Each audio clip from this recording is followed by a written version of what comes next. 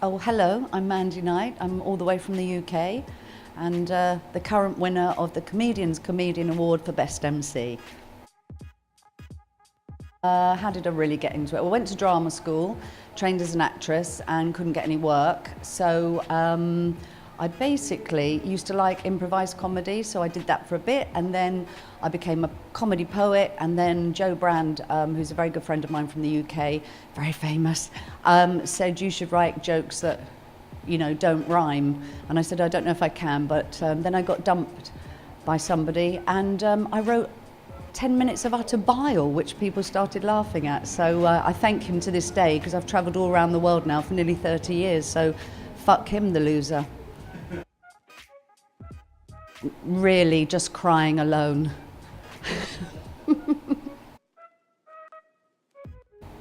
There's many things that are brilliant, but I think perhaps the most brilliant thing is that, comedy is like a passport into every strata of society. So people that wouldn't wipe their shoes with you always want to laugh, so they want to be your friend. And people that deal crack need a laugh as well, so they always want to be your friend. So they're both very helpful at different times.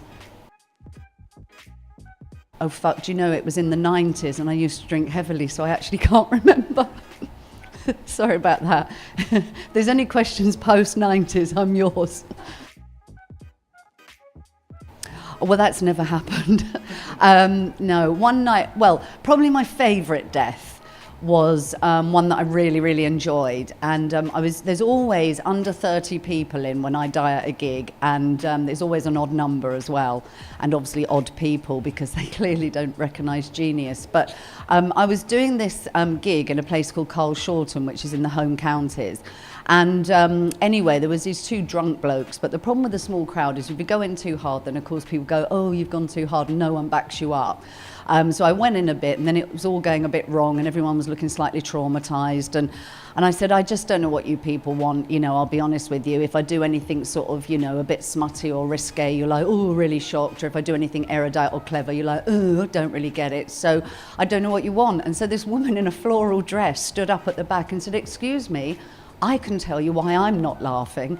And I said, well, oh, right, great, brilliant, what's your name? She said, Samantha. And I said, well, why is that? She said, well, actually, personally, I've heard some of your jokes before.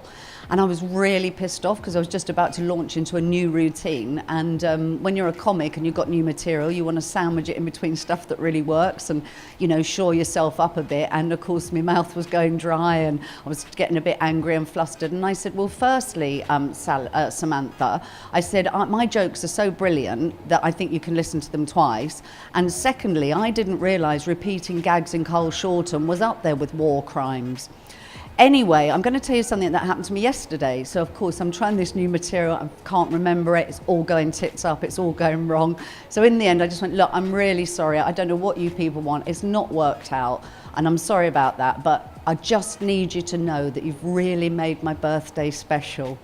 And they brought me back for an encore. And then I told them it wasn't my birthday. And then they booed me off. Who's my favourite comedian? Oh my God. Tom Stade, I absolutely love. He's a Canadian comic that lives in the UK, absolutely brilliant. I love Daniel Sloss, and I've just become, I'm so behind with the times, but never really watch comedy until recently when I thought perhaps I should do some research for my job.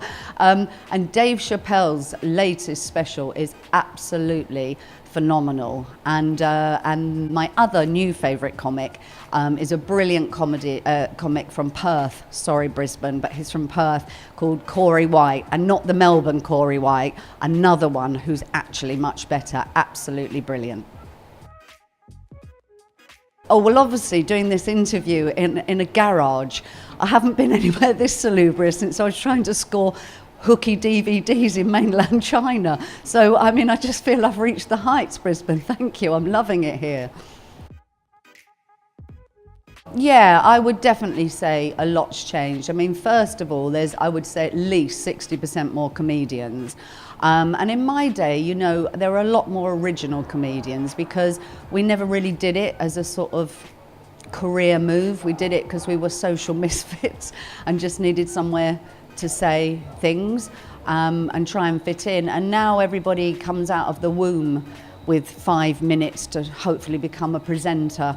I don't think there's many comics these days who really want to be comics, and I think that's because the sort of gap between the stadium comedians and the really successful ones and the ones lower down is getting bigger and bigger. So in my day, when I started, you know, you could make a really good living as a stand-up and actually have some pride in what you were doing, and there was pride in being a comic. But now a lot of the newer ones sort of view it as like some sort of dirty occupation and just a stepping stone to greater things, and that's why most of them are fucking shit.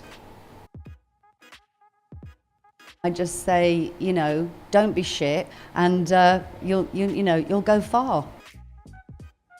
Well, I'm going back to the UK for a little while, but I'm already planning my return to Australia. So at the moment, I'm in negotiations for the 4 festivals next year, including New Zealand, to bring my solo show over. So that's really what's happening at the moment. I'm also writing.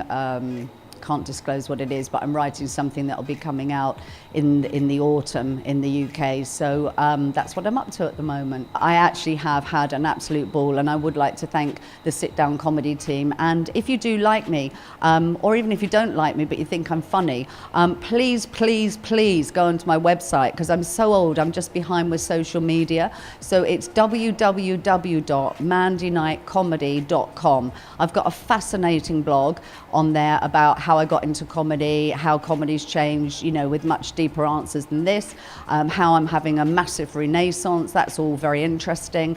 And I'm on the Instagram and the Twitter and the Facebook.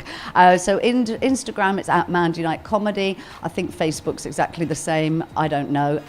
But anyway, I hope you look me up, and I hope to see you again. Thank you for having me, Brisbane, and good night.